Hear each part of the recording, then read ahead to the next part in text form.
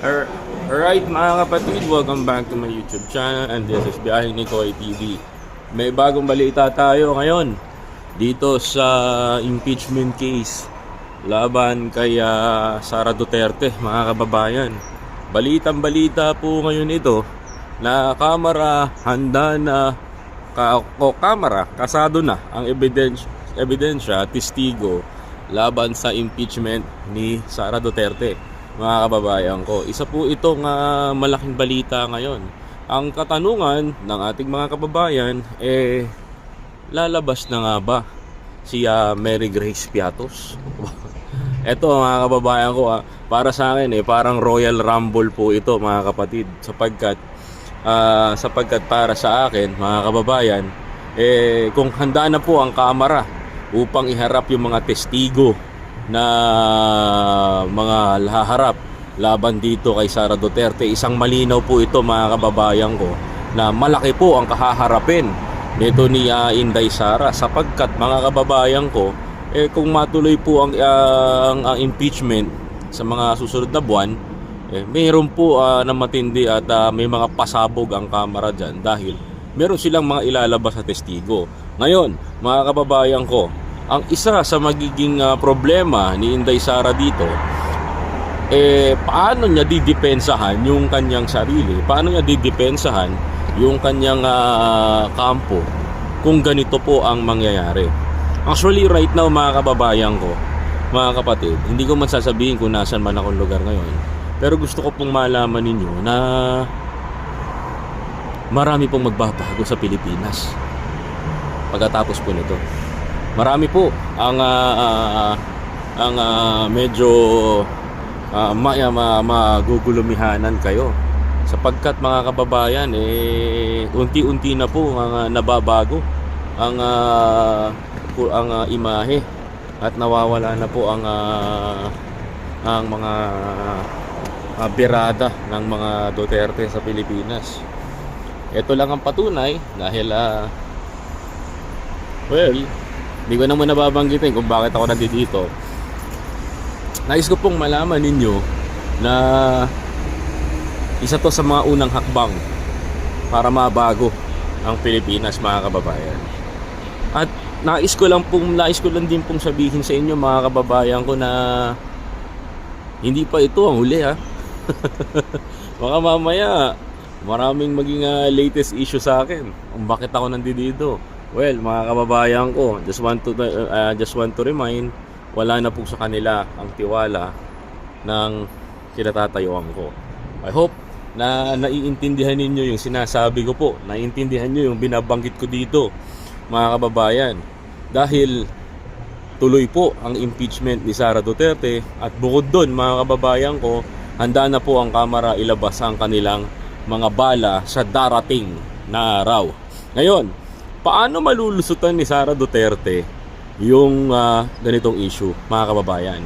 Bigyan natin ng hustisya kahit papaano. Bigyan natin ng magandang hustisya mga kapatid, yung ating nais sabihin. Paano malulusutan ng ating Vice Presidente ang ganitong issue mga kababayan ko? Alam nyo po kung ano na lang mga kababayan ang magsasalba kay Sara Duterte sa kahihiyan na ito mga kapatid. Gusto nyo malaman? Ilabas si Mary Grace Piatos at si Cocoy Villanueva. Total naman mga kababayan ko, nasabi naman po nito ni Senator Bato de la Rosa mga kababayan ko na marami pong piatos sa Davao at napakaraming piatos sa Davao. Literally, sinabi po yan ni Senator Bato de la Rosa noong panahon mga kababayan na in-interview po siya ni Karen Davila mga kababayan ko. So ngayon, pinatunayan po ni Senator Bato na meron po talagang mga piatos mga kababayan. But ang tanong ko dito, isa to sa magsasalba kay Sara Duterte kung sakaling kapag natuloy na ang impeachment case laban kay Sara Duterte. Dahil ang Kamara kasado na ang ebidensya, dapat kasado na rin ang ebidensya ni Sara Duterte. Asan mga kababayan ko? Ilabas si Mary Grace Piatos. At kung sakaling mailabas si Mary Grace Piatos mga kababayan ko, bingo mga kababayan, maaari po mga kababayan ko na makalusot sa skandalong ito ang Vice Presidente. Subalit mga kababayan ko, ang tanong po kay Mary Grace Piatos kung mailabas nila. At mga kababayan ko, alam po, ang tanong mga kababayan, isa lang ang tanong, saan nyo dinala ang pera ng taong bayan? Well mga kapatid, abangan natin yung mga susunod na mangyayari dito sa impeachment case ni Sara Duterte. At abangan din natin yung mga susunod na kaganapan sapagkat magiging mainit po ito sa mga susunod na buwan mga kababayan ko. So right now mga kapatid, gusto ko lang po kayong i-update at gusto ko lang din sabihin na handang-handa na ang Kamara sa testigo, ebidensya laban sa impeachment case ni Sara Duterte mga kababayan ko. At ang isa lang ang makakapagsalba kay Inday dito, ilabas si Mary Grace Piatos kung meron nga ba talagang Mary Grace Piatos. Yan po ang isa sa mga pinakamainit na balita ngayon na gusto ko pong makita ninyo, gusto ko pong malaman ninyo. At ito po ang mga mainit na balita dyan ngayon sa Pilipinas. Well, hindi ko na sasabihin kung nasan po akong bansa ngayon.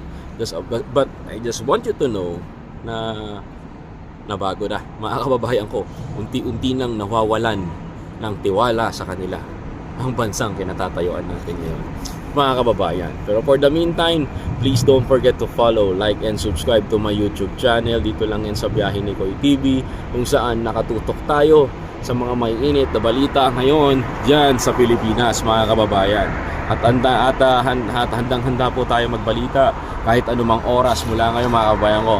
But please, tsagain nyo muna ako nakapag-live stream po ako. Warning lang po paano lang po, paano lang po. Kung sakaling maka-live stream po ako mga kababayan ko at wala pong thumbnail, pagtsagaan nyo po muna sapagkat mahirap po gumawa ng thumbnail dito mga kababayan ko. Tayo may nahihirapan gumawa ng thumbnail. But for the meantime mga kababayan ko, please pardon me. Dito po muna ako live stream. Well, ganun pa man, nahihirapan kami gumawa ng live stream. Nahihirapan kami gumawa ng thumbnail dito. Tsagain nyo na lang po muna. Alright? Maraming salamat po. Please don't forget to follow, like, and subscribe to my YouTube channel. And this is Biyahe ni Koy TV. Maraming salamat po sa walang sawang pagsuporta dito sa ating channel na kahit oras-oras mga kabayan ko, ginigiba ng kalaban, di po kayo nawawala sa amin. Maraming salamat po. Ingat po kayo palagi at kita-kita tayo sa Pilipinas. Pauwi na kami mga kabayan ko. Alright, once again, ako po si Biyahe ni Koy TV. Sama-sama po tayong babangon muli para sa bagong Pilipinas mga kababayan ko. Maraming salamat po. Tuloy ang impeachment. Ready na ang mga testigo. Manonood na lang tayo. Alright, maraming salamat po.